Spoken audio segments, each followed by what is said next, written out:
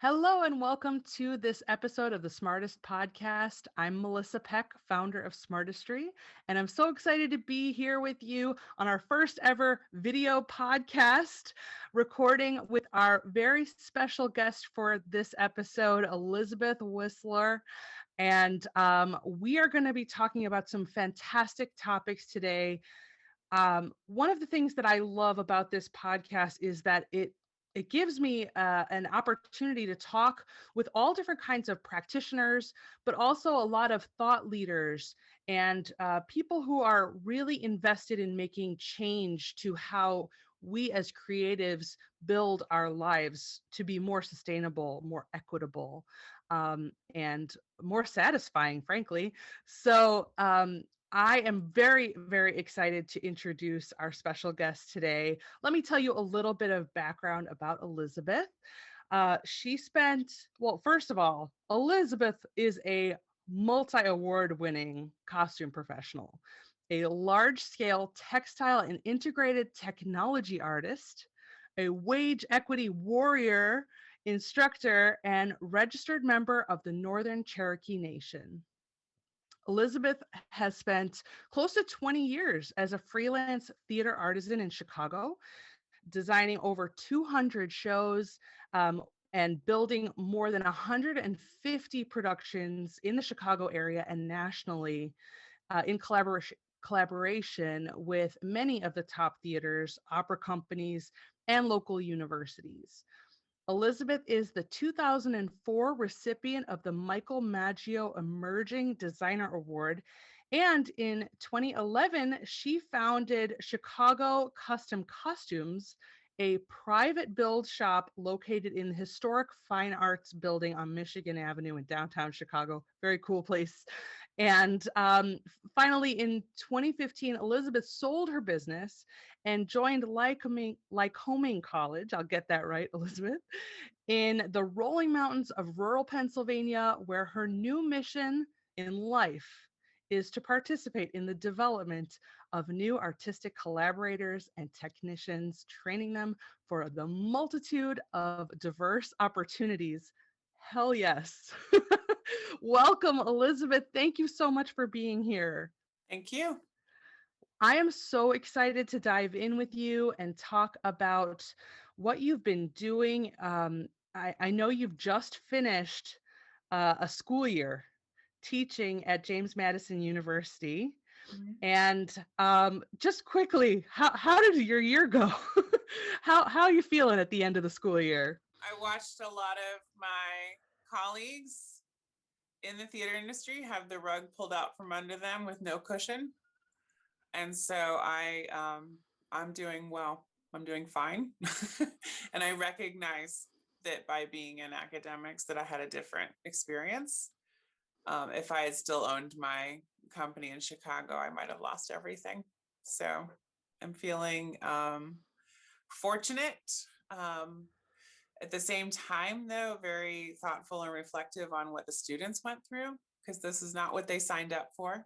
You know, I've gotten to a point in my life where I'm still pretty adaptable and malleable, and I'm deeply invested in actually technology as a whole and trying to work that more into my design practice. And so this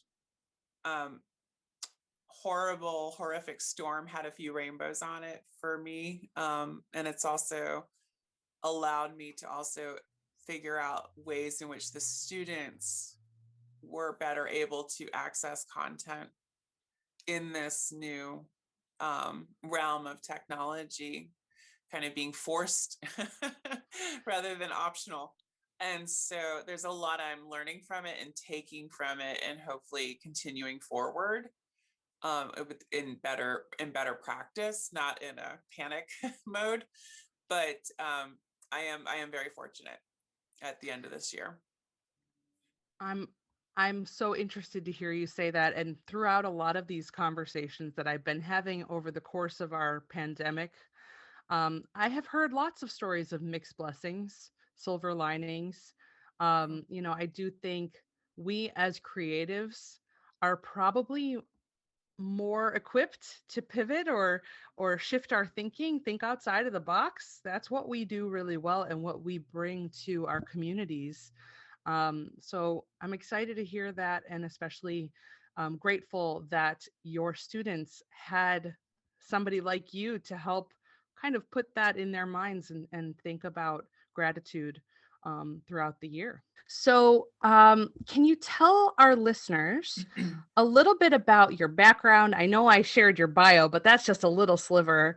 Yeah. What has helped shape you into the multi passionate creative and educator that you are today? I grew up in a family of makers and doers and engineers and hobby woodworking. And so it has always been a part of my world growing up. It was part of the family community I was part of. And it was never really optional either. I was thinking about that today because I'm working with our local Habitat for Humanity on some large construction projects, and I was like, I it was never optional when I was younger to do this work, but now that I'm older, I want to, as a teenager, it didn't feel like something I would voluntarily do, but now that I'm older and I have the skills, I love doing it. But it's always been making, and a lot of engineers in my family as well. And I honestly think a lot of what I do is engineering. It's just using malleable materials, engineering with fabric.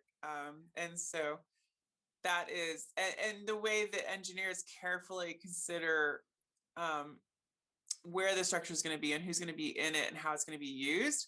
It's the same with costumes. Like I think we do that same kind of thoughtfulness to it, um, with the added idea that you are one-on-one with each individual that you're working with. And I think that's a lot of the hidden labor in costumes that people don't really see, is that we are working with bodies, but that body belongs to a human being who has very specific feelings about their body, different on every day. And so we do a lot of that labor as well, and we work really hard to build um, a really nice, comfortable environment where from comfort of clothing can happen, but also character storytelling.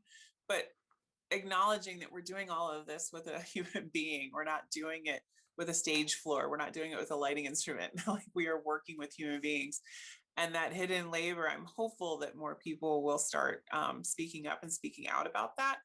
Um, the performers have spoken up and spoken out about some pretty horrific experiences that they've had with people that didn't come into that space with that same kind of compassion and understanding and respect, just basic respect.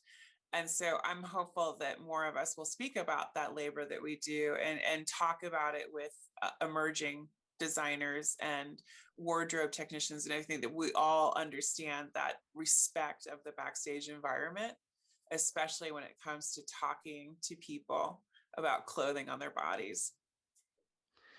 You you speak from a place of commitment to advocacy. Over our conversations, I've heard that from you.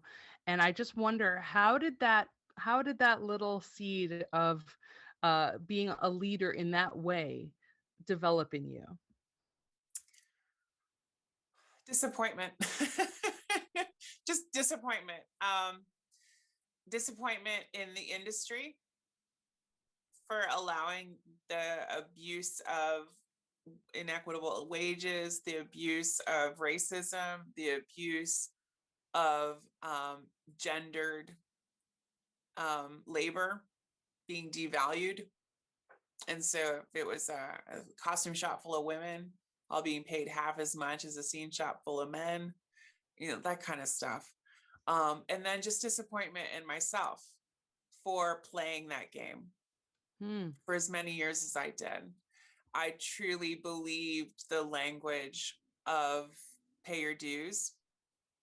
I believed the language of don't ruffle, you know. Mhm. Yeah. And so I did over the course of my career start to, all that kind of stuff. I can't tell you how many times I was told to stop burning bridges. And Oh, I yeah. finally got to a point where I was like, that bridge doesn't deserve to exist. Let's burn all the bridges.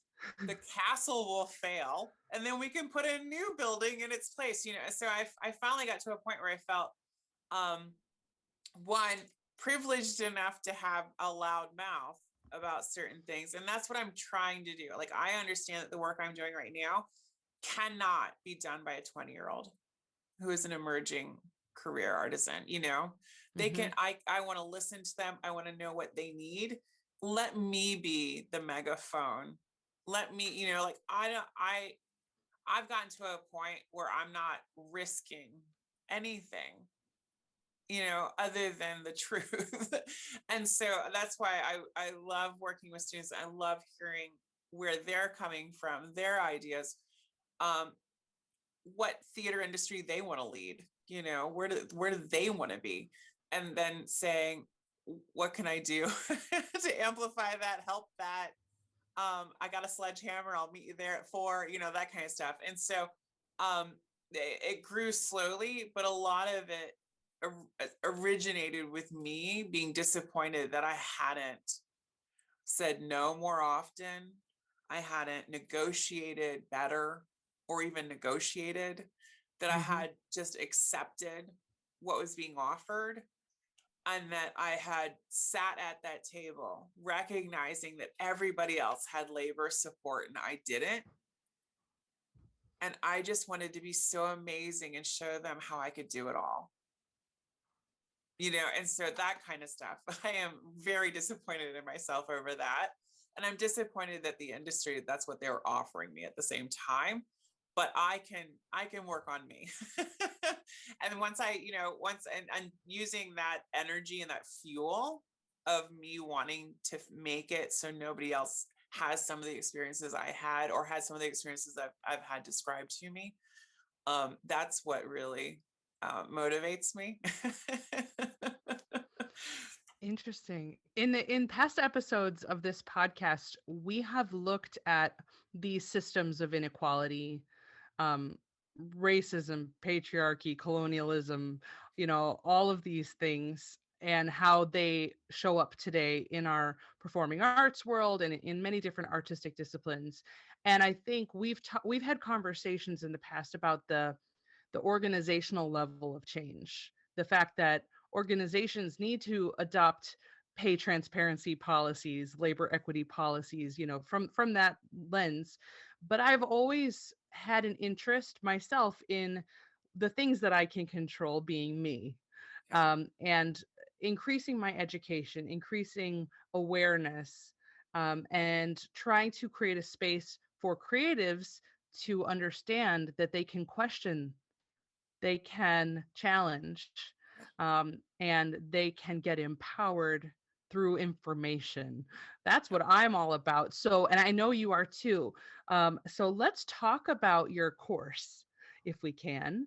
Um, you just finished the first year of this course, right? And if I'm correct, it was called The Art of the Arts Business. Well, the there's a title that goes into the course catalog for the school. Okay. And it's called Professional Issues. And so the course was kind of handed to me with a let's see what you do with it. Past professors have done amazing work. I'm not trying to discount anything that was done. A lot of resume, portfolio building, website structuring, that kind of stuff. The tools that you need to market yourself.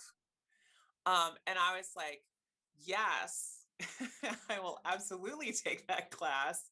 I have been dreaming of teaching a class like this, because there's so many other nuanced layers. And so I divided. So I was loosely calling it the art of the business of being in the arts, because as somebody who worked for so many years as a full-time freelancer, I was my own company. I was.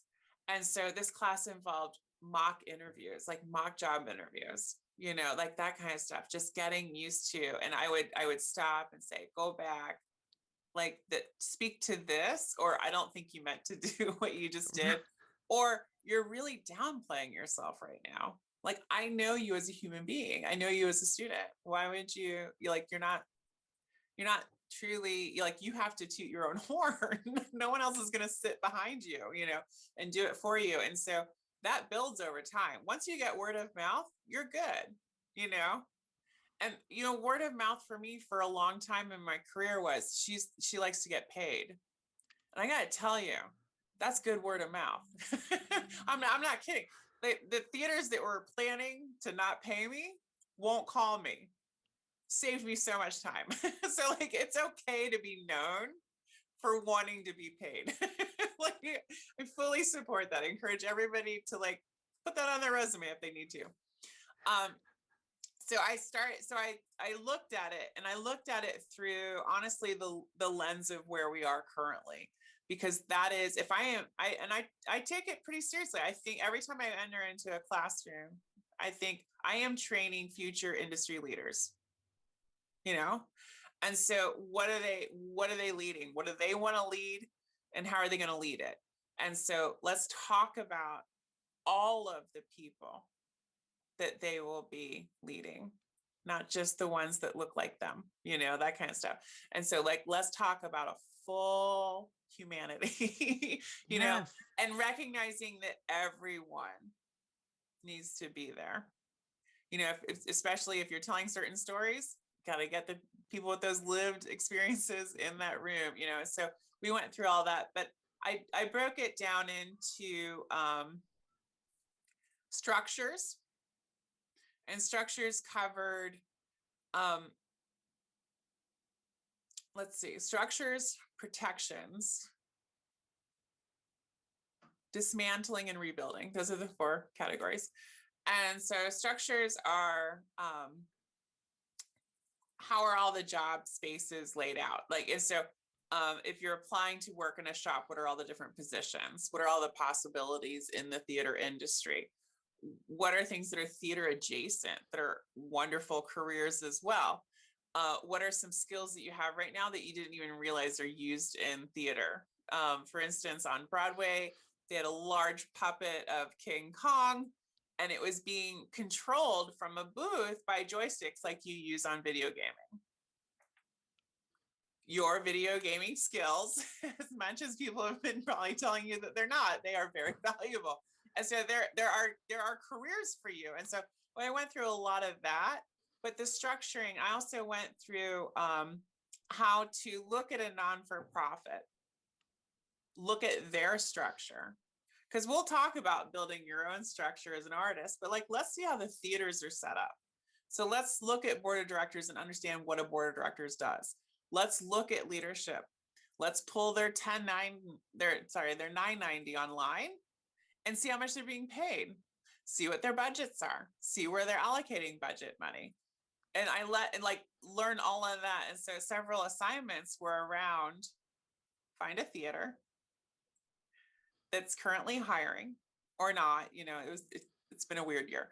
Find a theater, show me their leadership, like Google them, put them all on a page together. I want to see all their faces side by side.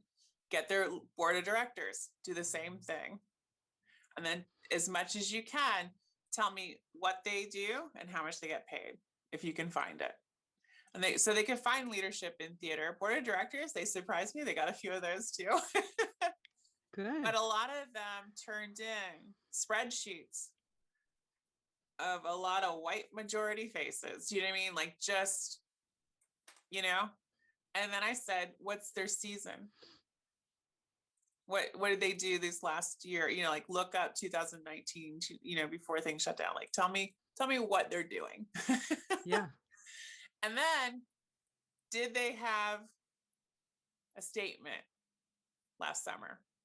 Mm-hmm. What did it say? Because that's what we're going to hold them accountable to. This, oh, wow, we didn't know, but now that we know, it's really bad out there for some people. Like, I want to see that too. Yes. Because It's one thing to say it. Writing that statement may have been very difficult for a lot of people, but that was the easy part. Mm-hmm. That was the easy part. Yeah. The actions are what's going to be hard.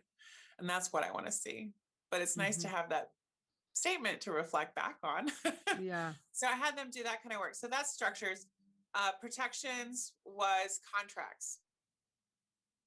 Good. And we went over contracts. I wrote an appalling contract. I showed them where to find contract templates. If you're not given a contract, you can give them a contract. Like you can create one as a freelancer. Absolutely. Like you can come up with a contract. And we went through, and so I used language from past contracts I've had, and I embedded it all in there. And I asked them to highlight 10 items that they might have a question about. And some of them found the problematic language and some didn't. And so we did a full class review, and everybody, shared what they thought and what they saw, how they read it differently, which was really eye-opening for everybody, just to see how we all engage with this language individually, what we see as being important and needing clarity and what we don't, and so that was great for me too. To see how they're reading, contracts. So that was the protections, understanding 1099s and W-4s, understanding tax season, understanding what you need for taxes, understanding how you're holding a budget, how you're managing a budget when you're given one, filling out a check, credit cards. They didn't want to hear it, but they got my credit card talk. Because you need credit, you need to establish credit, but it is designed to harm you financially. And so we went through what, every time you're being offered a credit card at the department store to save 15% or 10% on your purchase that day, if the interest rate is 25% and you don't hit that first bill cycle, you've just paid more for your purchase. You saved nothing. You've actually given the store more money. So like, can you imagine walking through a register line and saying, would you like to pay what came up on the register today? Or do you want to pay 10% more? Because that's what's happening. That's what's happening to you right now. If you're not planning to hit that billing cycle and to pay it in full, so I let them know, and we ran some numbers. I had them do a mock, like, okay, I've got $1,000 on my credit card, but I can only pay 80. I had them do the numbers and showed them how very quickly that money could really spiral out of control. Question for you about the financials. Yeah. Did you talk about pulling out of pocket for your work and getting reimbursed and that kind of thing? Yep. And how some theaters will give themselves a 60-day grace period on that. Mm-hmm. Yeah. Part of my advocacy is saying, don't do that. They have a budget. It's in your contract. Get it. Yep. Get the budget. You are not a producer. So don't act like a producer, unless you're getting production credit, unless you're getting credit for being a producer, because that's what you're doing when you take that budget and you front all the money for it. Why? Right. Yeah. No, I definitely talk about that too, and make it very clear what amount on a receipt is reimbursed. And so if they are tax exempt, you get the tax exempt letter.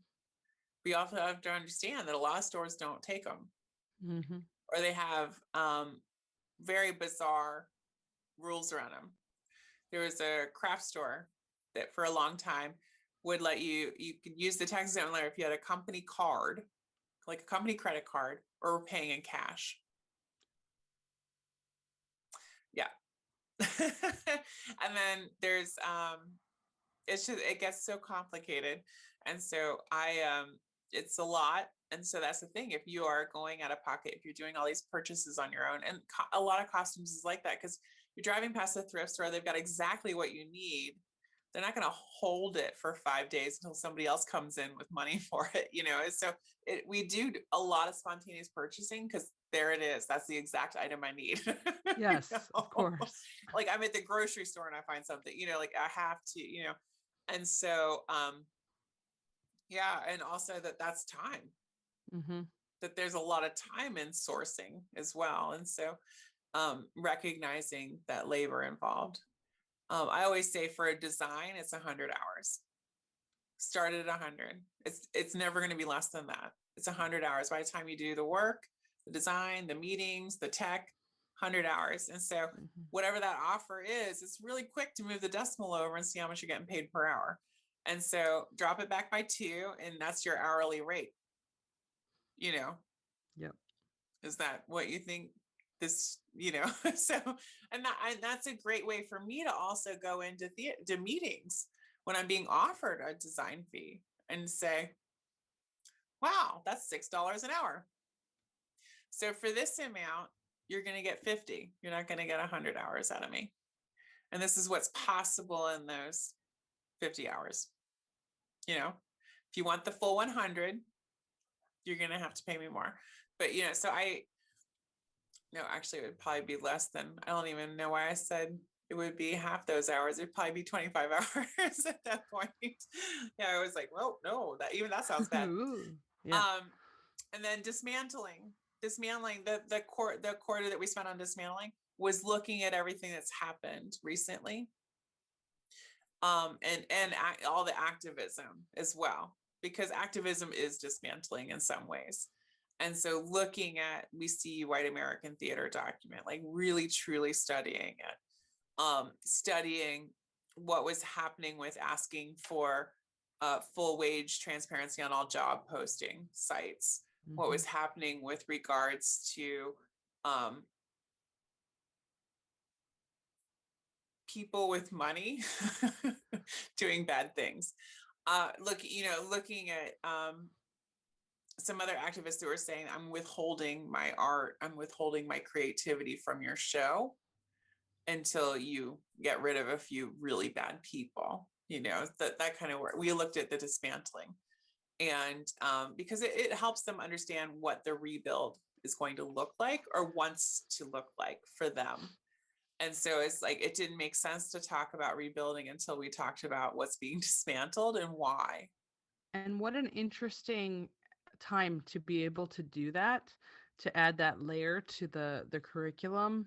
Yep.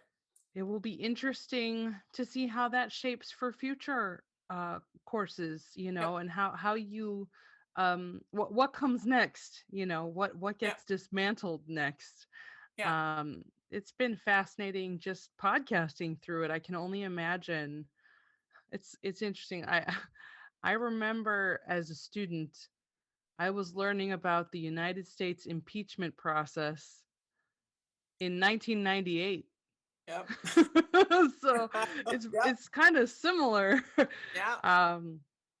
Yeah, so very, very cool, and so interesting that you were able to provide framework around that as it was unfolding. Yeah. Well, it seemed I couldn't not talk about what was happening. Right. I can't pretend like this isn't happening or just kind of casually drop it in a conversation. It's like, no, we're going to look at this. We watched the documentary Crip Camp. I can't recommend that movie enough. And so I encourage anybody now into the future to watch that documentary. There is one of the people that spends a lot of time being interviewed for that documentary, and they have footage of him as a teenager. It's so wonderful. Is a sound designer for Berkeley Rep. And so it shows somebody in theater without the ADA compliance, you know what I mean? So it talks about all of that, and it talks about, and just it was wonderful to have the students engage with that. A few of them said that they were very appreciative, and they said that was the first time they ever really felt seen. Like, oh, like look, oh my gosh, I identify with some of this. And then it was also, and again, this class was entirely online. I never met my students in person. And then it also allowed a lot of other students to say, I didn't know. It didn't know. It didn't occur to me, when I am able-bodying my way through this world, through all of our shared spaces in theater, it doesn't occur to me, and so it allowed us to have a really great conversation around, well, what can we do and how can we do it, and Yeah. so I always lead with the find people with the lived experience. We're not going to pretend to know what other people need.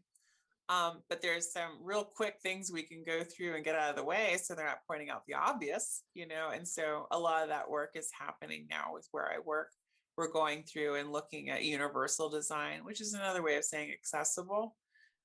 What universal design implies is that it's universally acceptable or accessible, that we're not saying, oh, we've othered this space for somebody. It's a way of saying that we've tried to make it accommodating to as many people as possible.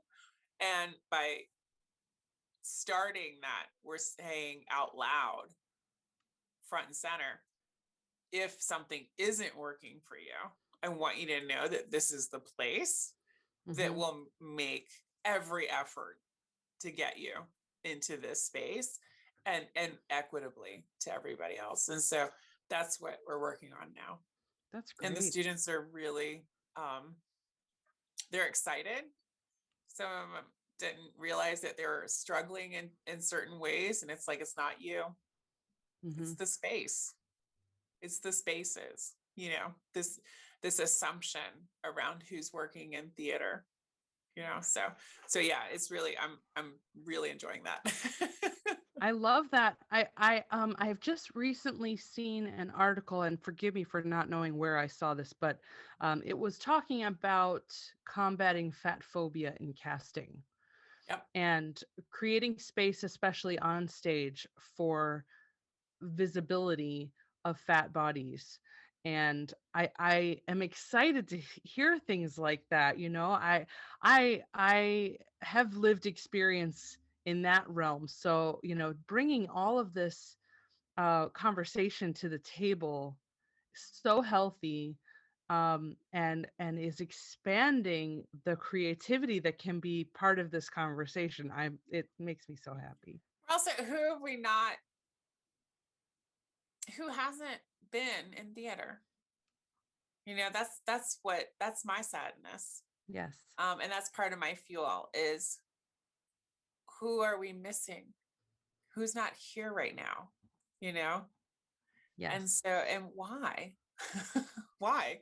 Like, there's no, I can't think of a reason, and so I want, especially when I'm at the university level that I'm working at, and like even in the recruitment videos, I want them to see themselves in our spaces. I want them to know that they could get to our building and be in the building, without struggle, and to know that they are part of, and that we're making every effort we can to make it universally designed. And so, yeah, because it's we have a lot of catching up to do. We do. And isn't it wild to think we're the innovators to begin with, as a community. So we have to catch up. We have to get ahead and lead the way. Yeah, theater likes to think that it's on the cutting edge. And The avant-garde. Yeah. Yeah. And I even know, just even in this podcast today, check back with me in a few months and my language around this will have changed, because I just want to say that out loud now, that I am evolving into the world of understanding what full accessibility and universal design looks like. And so I'm going to mess up. but I want to make those mistakes because it means I'm trying to do something. And so I'm looking forward to people correcting me and to saying no and to saying you asked the wrong person. Like, I'm looking forward to all that work, and I love it. that's not going to keep me from doing what I'm doing. And hopefully, yeah, in a year, I'll be in another place, but it will always be what I call a living document. It'll always be open and evolving. So, Was that an aha for you during the process of this class, or were there any things that came up for you that you weren't expecting to get from the process? um, the accessibility and understanding what ADA compliance and all that means, that comes actually from my father. He works for the Veterans Administration, and he's an engineer and an architect, and he ran a construction company for a very long time. And he works with them in developing new spaces or overhauling existing spaces for returning combat veterans. And so there's a lot of trauma Yeah. physically and mentally. And so creating spaces for those returning. And so I've just been listening to him talk about his work. I've become more like, oh, because the things you're doing to the buildings to make them more accessible or to make them more universal, well, that doesn't have to be in just one area, one building, like, why can't we have, I mean, you're welcoming into a hospital, into a living space, but also we're welcoming them back into society. And so it doesn't help if there's only like 3 buildings, that were, so I was thinking about that for a long time. As a freelancer, you go from space to space to space. When I joined the teaching world and academics, it was like, oh, I can be I'm in the same space all year. I'm at the table when these conversations are happening. Like, I can advocate for things in ways that I had trouble when I was a temporary, like I was there for a month, and not even like I wasn't there every single day of that month, so I have the ability to say more here, but also if the students learn it, they will expect it. They will ask for it. They'll be disappointed when they don't see it, when they get into their career. They'll like, I didn't see it when I was working. I didn't expect it. I didn't ask for it. I didn't understand it. And so I'm trying to plant these seeds, not because I plan on eating the fruit, but because I want that fruit tree to be there, generations to come. And so that's where that comes from. I think that's beautiful. Well, we talked about the curriculum, and in doing so, we kind of identified some of the key challenges that our students are facing as they're preparing to launch. If you had to boil it down to one major thing or a couple of, key focus areas, what would you say they are? Negotiation. I had a student recently who reached out to me because they had applied for a summer theater position, and they got the yay email saying, we'd like for you to come work for us, and it's $12 an hour. So they emailed me to say, what do you think? And in that email, they also said that they had a retail job lined up, and this place was going to give them housing and some food. And they had a retail job lined up near their family home with housing and food. And the retail job was $15 an hour.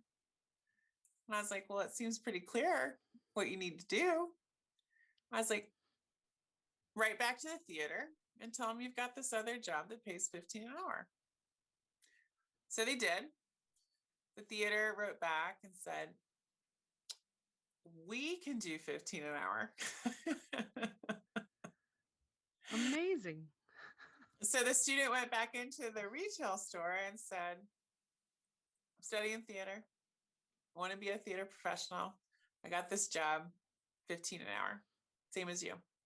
And they said, we'll give you $16.50. I'm not disappointed in the student for not taking the theater job. I'm disappointed in the theater for asking for more skills, for more experience than the retail job and paying less. Mm-hmm. That's where I'm mad. So the student's working retail. And I think it's wonderful because they're getting $16.50 an hour. I don't hold anything against them for that. No, of course. I'm disappointed. I'm disappointed in the theater for asking for so much and then not paying for it. Mm-hmm. Yeah. It's, if you can't afford to run your business, do you deserve to have that business? Yes. Why do we all have to subscribe to leadership's passion?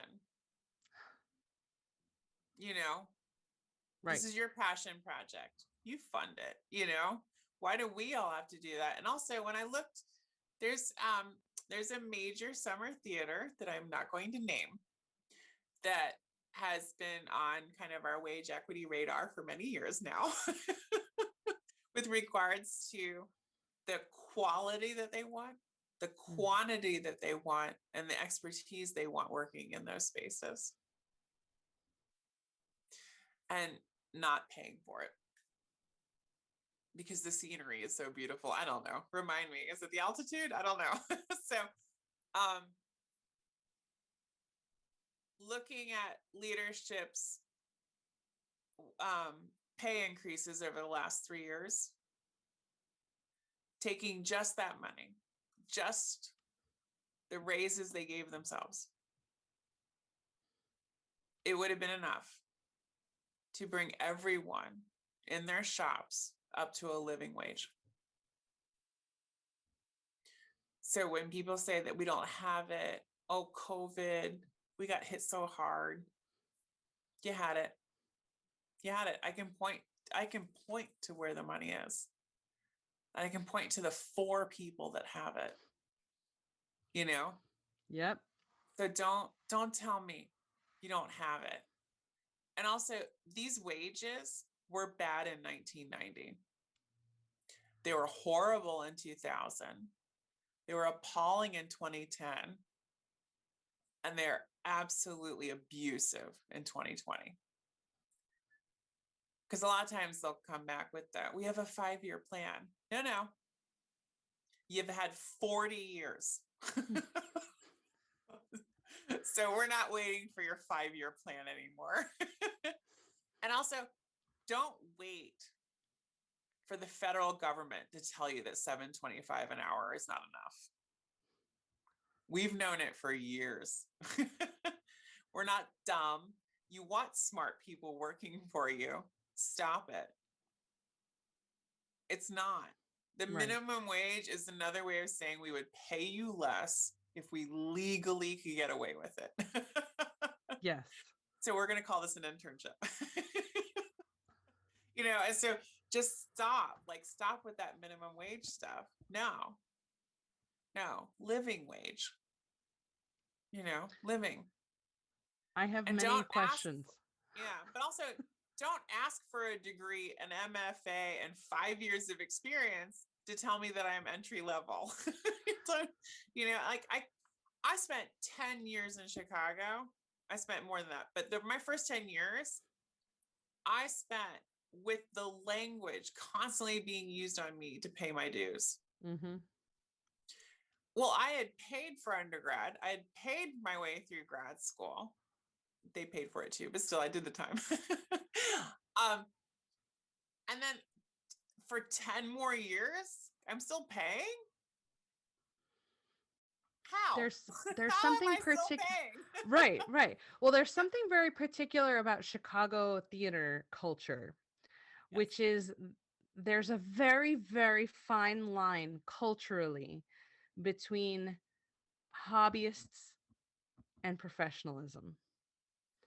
And the word stipend is the key to a group of community passionate people who want to put on a play, and I'm saying this from a place of my own guilt and experience of doing this and having this, so I know it. um but if you going back to something you said a moment ago, if you can't afford to pay people professionally, you can't have a professional theater. You cannot have those services and charge people money to come and see your show. So, yeah, I agree with you on that. What would you say? Another interview, I talked with an actor who said that yes, it's important when you're paid financially to be paid appropriately and to ask for what you're worth. But there are also many different ways that a creative person can be paid, whether that's travel or the collaborative partners or the experience, and filling your cup happens a number of different ways based on this Yep. conversation. What would you say about that? I would agree to some regard, because I am speaking through the theater in which I worked, which was very white Eurocentric. Other cultures have other ways of storytelling, other ways of working together as a community to tell that story, and other ways of not paying for, but that it's not all money based. It's not all based in capitalism. Mm-hmm. And so I like to leave space for that. I like to leave understanding for that. And I like to talk about that with my students, that yes, we live in a predominantly capitalistic society, but there's a lot of art that happens culturally outside of that and wants to be outside of that. And so not all theater looks the same. But when we're talking about the big ones, they are running on capitalism. And so there's a reason why big shops have unionized. There's a reason why all of these other protections are being put in place. Oh, that was part of the protections unit too. I had somebody come in and talk all about unions and what that looks like, how to join a union, because it just seems like such a secret all the time, but it's not. You just have to know where to look, and the right people to talk to, and who's going to vouch for you, and how do you find that person to vouch for you to get into the union, that kind of stuff. And so that was really wonderful as well, because I had a lot to learn about it. I never joined a union. I ran the numbers, and I never felt like I could afford to. Mm-hmm. But in speaking with like the stipend comment that you made, there was absolutely an unspoken assumption that I either had foundational wealth or that I was married to somebody who had a job that paid more. It was just this unspoken, assumed identity into every contract I walked into. That came from word of mouth, or like that was invented on the spot? No, it was casually mentioned quite a bit to me. Wow. Yeah. Oh, what does your husband do? Do Ew. they have a real job? Where do you keep your private collection? Like they wanted me to have an amazing storage space that I was paying for, apparently, full of That's just all costumes Gucci. that they could borrow. Like this assumption that I was a bored housewife, maybe. that just What? would be so thrilled to have a little spending money in her pocket. Oh yeah. That language was used consistently on me as a woman working in costumes. As you can tell from my face, I'm shocked and appalled. It's Um, still happening. No, it's still happening. You could probably ask other um, costume designers and they'd probably tell you similar mhm, stories. Yeah. mhm. And predominantly female identifying costume designers. Yeah, but not always. No, Hmm. just assumed in costumes. The costumes world is assumed that everybody has clothing, everybody wears clothing, so everybody understands clothing. So people that really love clothing go into costumes and they must have a lot of clothing. It's What? like I spend so much time dressing other people. I have a uniform that I wear myself.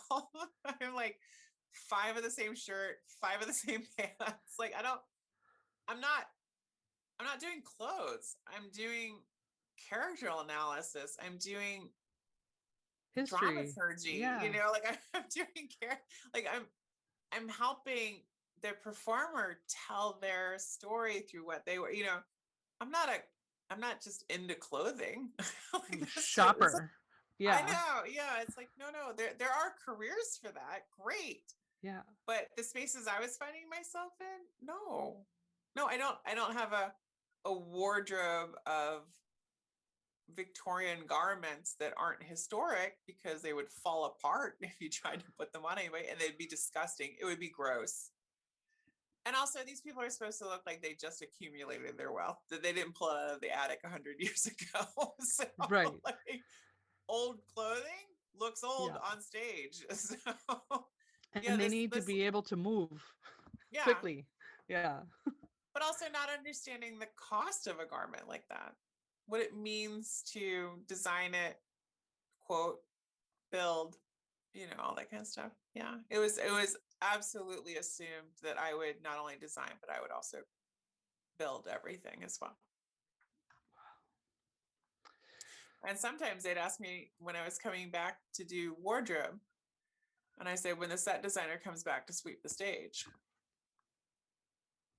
that's when I'll come back and do wardrobe. Oh yeah. Yeah, Absolutely. I usually took care of that pretty fast. Because that's the thing, like this assumption that we just do it all. And I think there's a lot that's put onto us by society of having to do it all. I have 2 children. I am asked constantly, how do you do it all? Mm-hmm. The other parent, never once Right. been asked that question. When they're at a conference, when they're out of town, when they're at work, when they're just being themselves, when they're doing anything outside of parenting, they're never asked how do you have time to do this right now? So yeah, How are you managing it all? Yeah. that that that follows us into our careers. Yeah. Hmm. Wild. So let me go back. There were a couple of questions that I had about the universal design and the accessibility elements of your curriculum. Um, you talked about like Crip Camp, and you talked about having the students think more through that lens. Yep. Can you talk about like what specific aspects of diversity, equity, and inclusion you covered in that portion of the curriculum a little bit more? Well, I honestly believe that we aren't truly doing diversity, equity, and inclusion if we aren't also considering accessibility. Mm-hmm. And so that they don't exist without. And when doing website design, I shared several resources with them about how to create an accessible website. Just looking at the way that like image reading and stuff like that. And so knowing what softwares currently exist that are being used by people online. Does what you're putting out there, is it accessible? That kind of stuff. Talking about all the spaces that we inhabit when we're in theater, from not only getting to the building, Mm-hmm. and getting into the building. So that's the thing. Like, I'm working on the costume shop specifically right now. I'm If anybody else is doing this work, oh my gosh, please contact me, because I can't find anything. I'm working with the Offices of Disability Services. I'm working with a lot of people through lived experience. As consultants, I'm doing all that kind of stuff, but I cannot find a theater space that has had this work done yet. Beyond just like, oh, we put a ramp so the performer in the wheelchair could get on stage. It's like, no, no. In the costume shop, in the scene shop, in the, like in the dressing rooms. I mean, I'm talking the In the whole booth. theater, Yeah. whole theater. And so, if anybody else is doing this work, please contact me, email me. We will become new best friends. So I'm doing that kind of work. And so I don't want to think about them when they get to, I want to think about them where they are when they arrive at the door to the costume shop, because there has been a journey to that door. We're not right by the main entrance, and so meeting them there, understanding where they might be when they arrive at the costume shop, and thinking about that through many lenses. And so, like I said, I've got some really wonderful people that are helping me right now as consultants, through their lived experience and explaining, that they've been hired for that kind of work, to explain what their journey was to the space that day. Getting really great feedback on my language and emails saying how to get to the building, where the building's located, like all that kind of stuff. I'm trying to use more descriptive language, but also, and I say this to the students too, you don't have to use a paragraph if you can say it in a sentence. Like, please, you're not being paid by the word on this. Yeah. Like, honestly, if you can say it more concisely, that would be appreciated by a lot of people. And so doing that kind of labor, and again, like I said, I am at the beginning of this process. And so it will be, ask me again in a year is what I say about the universal design. Ask me again in a year. I will tell you where I was successful, where I failed. And I should be saying where we were successful, where we failed, where we flourished.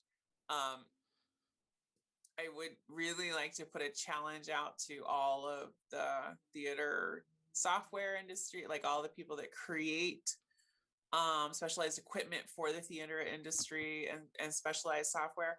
I would like to challenge them to put universal design into what they do as well. And so this sound program, is it? This new tool, is it?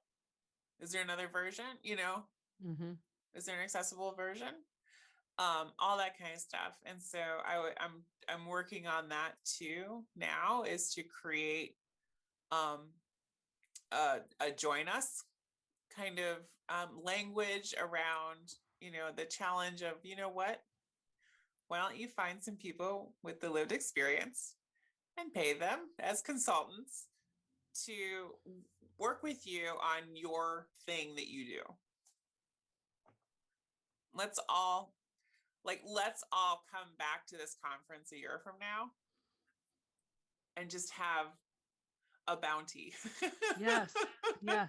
Assume nothing, question everything. Yeah, like, let's do that. And so people can see themselves in our spaces, that they know they can be there. Yeah. So you wrapped up your semester then with the topic of, was it rebuilding or reimagining? reimagining. Yeah, Yes. rebuilding, Okay. reimagining. Yeah, because we Okay. did dismantling. So then, Right. yeah. Yeah. So, what did that look like? What were you hoping that the students would take away from that?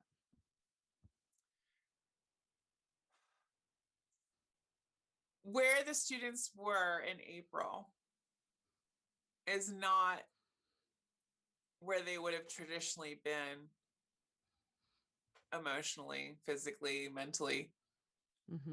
in a normal semester, a non-pandemic. We had hit the 1 year mark, in March. Yes. And it was just like this invisible wall that all of us just kind of smashed into, you know. And so we had conversations around rebuilding. We had conversations around uplifting, positive reinforcement, and like looking at each other's websites and just being like really thrilled and proud of the work that went into it. We did that kind of work. But I will tell you that this semester did not end like other semesters because of where we were as a community, as a society, and as a world. And so I was very cautious to understand, and I foresaw some of it, because I was thinking, I'm living it too. Yeah. Hold And so, on. Yeah. but also I really truly think we need to model the good behaviors, and so modeling wage transparency, modeling I don't want to just talk about things. I want to do them as well. I want to model that behavior. I want to model professional practices. I want to model, this universal design in these spaces. I don't want to just talk about how it should exist.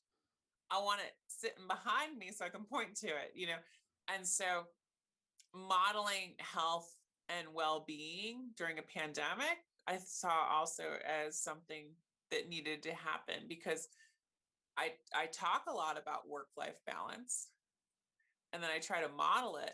And then this pandemic was added as another layer of something that I needed to have kind of a structure around as well, and model what's appropriate. you know, is a 20-page paper appropriate right now in my class? Not at all. Well, it never will be, just so you know. No, because I really do think that we should. Karen Olivo said it best, and I had the pleasure of having Karen Olivo come speak to this class, actually, and then we also opened it to other students as well, because it's Karen Olivo. And they said,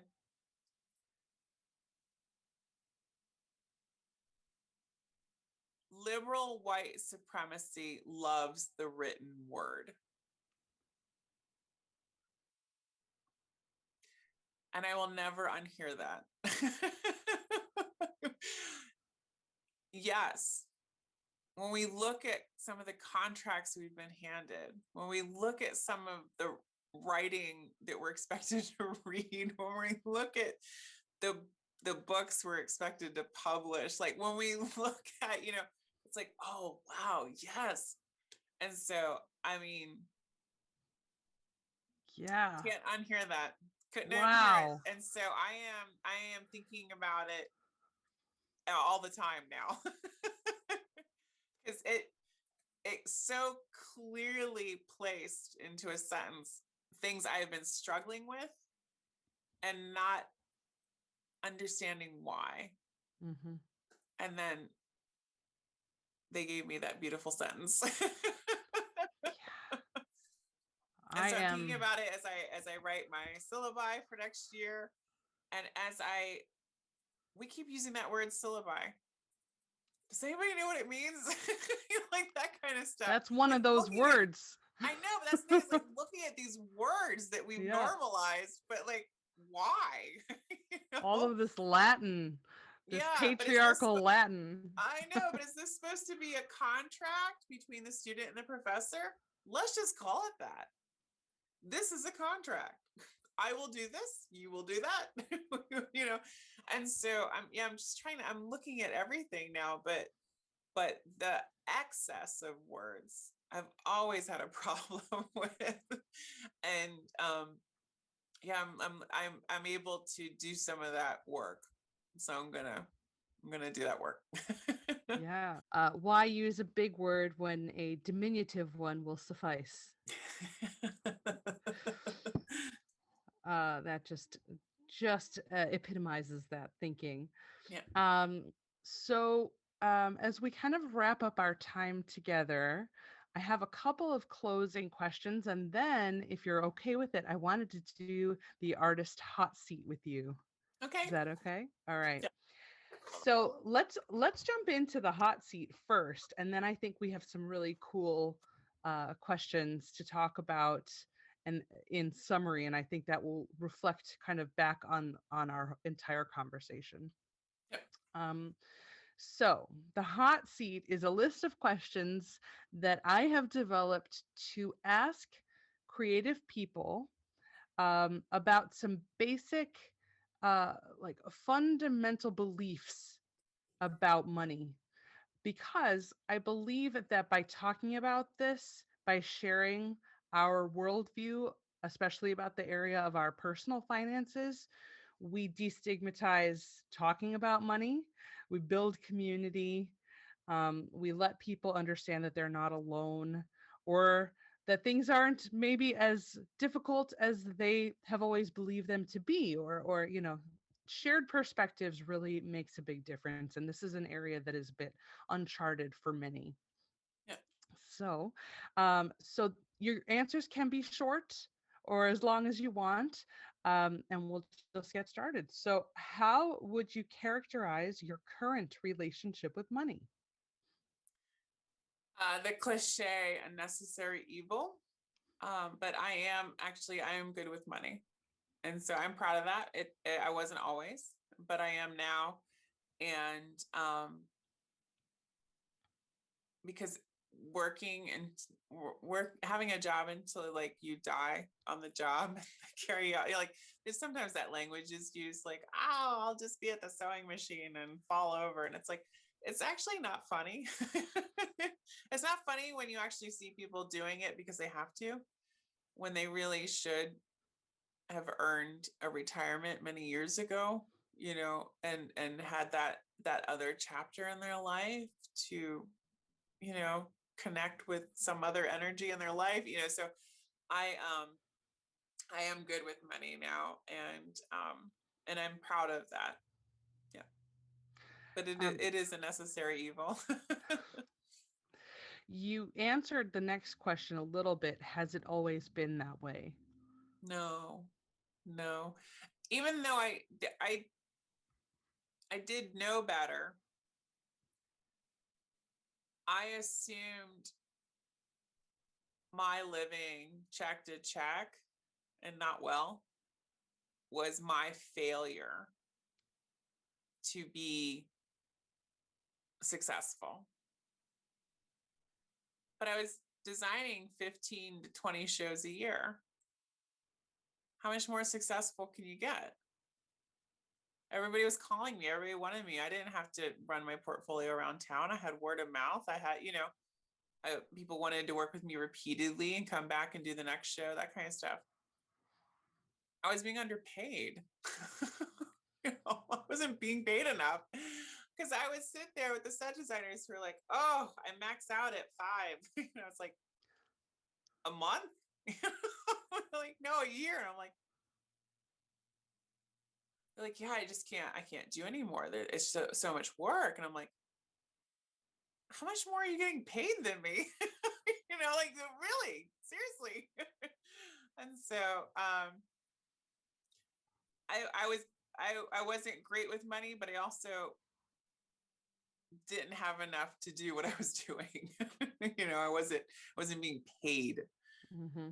appropriately. So I can forgive myself for the years when I broke even barely, Yeah. when I shouldn't have. Wow. I shouldn't have broken even. I should have had a savings account. Let's do a quick game of free association, 1 or 2 word answers. Okay, Okay. So, what do you think when I say savings? do it. How about debt? It happens. Life insurance? I know that it's a good idea. And it's not just for you, it's for the people that rely on you. You know? A financial advisor? Theater needs one. Theater needs 1,000, but we need to know that that person exists. Great. What is your biggest area of a financial lifestyle struggle? So, as it pertains to your life, not necessarily your practice. I like cars that go fast. They usually cost a little bit more. It sounds like a mixed blessing. I can understand. Um, It's, driving is I truly want to believe I'm an environmentalist, but driving is my guilty. Yeah, definitely. So I'm trying to bring that down. what is your vision of the perfect work-life balance for your future? And what do you think it would take for you to get there? I haven't. No, I haven't. Yeah. Um, my freelance career was amazing. It was wonderful. It was exhausting. Running a company was amazing and wonderful and exhausting. um, I because I had those experiences prior to coming into academics, I see the academic schedule a little bit differently than I think some of my colleagues do. I feel like I have it. I found it finally, or I sought it out.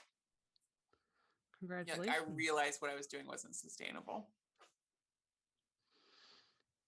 What's the most valuable lesson that you've learned about personal finance in the course of your career? It's not always you. Like you mentioned, the financial advisor. I think the financial advisor should go talk to the company about what they're paying each one of their employees and say, how do you think they're living on this money? Because they can come and tell me, but saving all the coupons in the world isn't going to make up for the fact that I'm, $9 an hour below poverty, and so it needs to exist for the industry, for the corporations, for the organizations, as much as it needs to exist for the individual. Amen. um, so let's go back now to the final couple of questions for our chat. When you and I talked before today, you shared with me this awesome metaphor of the arts as a potluck dinner. You remember that? I think it was about the stool that everybody's sitting Yeah. on. Yeah. Can you explain more about that and your philosophy behind that? Yes. Because we hear that a lot lately, get a seat at the table, or we've given you a seat at the table, or we're creating the seat at this table for you. And so I've started thinking about, like, what is that chair? Because, I've had some pretty wobbly chairs, And so if it's a 3-legged stool, one leg is for wage equity, one is labor equity, and one is health and safety equity. Recognizing that not everybody at that table has the same chair, and what are they doing to balance? Are they struggling to balance? Did they, because there's an intern sitting over there in a much better chair, but their parents bought it for them, or leadership. Not only do they have the stool with the right length of legs for their height and proportion. They've got a padded seat, they've got a backrest, they've got armrests, So just because you've given me a seat at the table doesn't mean that you've given me equity. And so I want the theater leadership to understand what that means, that they're actually providing equitable seating for everybody at that table. That, because there was similar language around that, like if you're not given a seat at the table, go make your own table. Great, yes, absolutely. But again, you're going to create a table and you're going to invite other people to sit at that table with you. So let's still make sure that we understand, I've been asked to sit at a table and not even given a chair. So that kind of stuff. Like I like to use that metaphor because it helps us to start to see why those three things need to be balanced. Mm-hmm. When we put it in the metaphor of a seat at the table, because that language is used a lot in theater.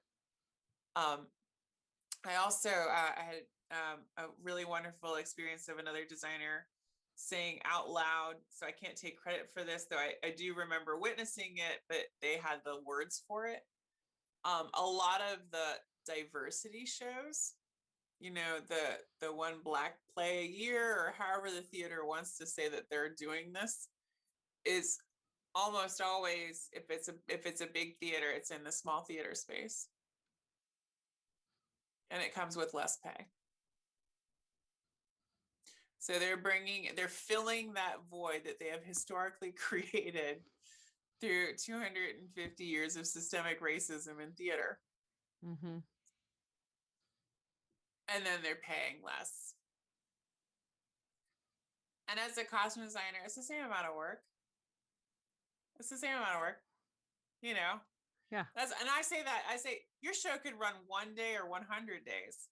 The amount of work I did leading up to that performance is the same, So I always say when they were like, we're only doing 3 performances. I was like, yes, but I'm doing the exact amount of work, whether you're doing 3 or 30 or 300. So that doesn't matter to me, Right. But so we as patrons need to see that inequity. Theaters need to recognize what they're doing.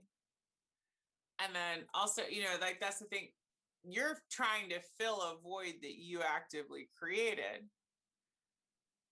You're hiring experts at this point. I would like to say that they should be paid more than everybody else. How about that?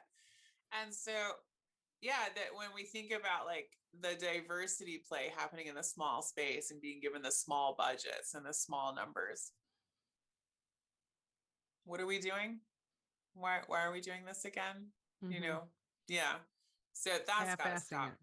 Yeah, that's got to stop too, because they're not bringing half their ass to the show. They're going to give 100%, like everybody, like that's the thing. Like we know our name is on this.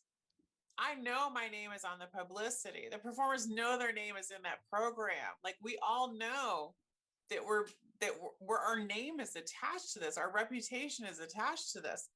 Our art is attached to this. And so that's being abused. And that's got to stop. Yeah. Agreed. Last question. Yes. Having just wrapped up this phenomenal year, this amazing school year. Yes. How important do you think it is for professional creatives, those that are already out in the arena, to continue learning and growing in their craft and their business? It's very important. Some people have something that they do that they're so amazing at it and they don't really need to, like they're at the top of their game. That's fantastic. Who else have you shown it to? Like, that's what I want to know. Who have you taken under your wing, and passed the skill set on to so that they can as well. And also, what does your language look like? I think we all need to like reassess our language. We all need to think about understanding why this change is happening, why the youth. And so I cannot say enough love around the current youth. And I will say this always, like I have two 13-year-olds. Every year is a good year. Like they always say, oh, the 13s. No, 13 is amazing. 4 was amazing. 2 was amazing. Like every year is a good year because you're learning who they are that year. And so this current generation, like we have got to stop underestimating the power of the youth. And so when they're asking for change, okay, all right, send me the article, I'll read it, Yeah. whatever, like we need to do that work. Because we're not, as somebody who hired people, I wasn't hiring all people my age, I, who all looked like me, who all had the same lifestyle, who all, that wasn't happening. And so, yeah, good leaders understand, but you don't always have to lead either. Like there's no designation in the final moment, whether or not you led well, but did you listen well? And so that's what I'm always interested in, is listening. Elizabeth Wislar, thank you so much for your time. I've loved this conversation. I can't wait to talk more with you offline and hear more about what you're developing. And, I'm so glad that our listeners can hear about the change that you're bringing to your students. Thank you.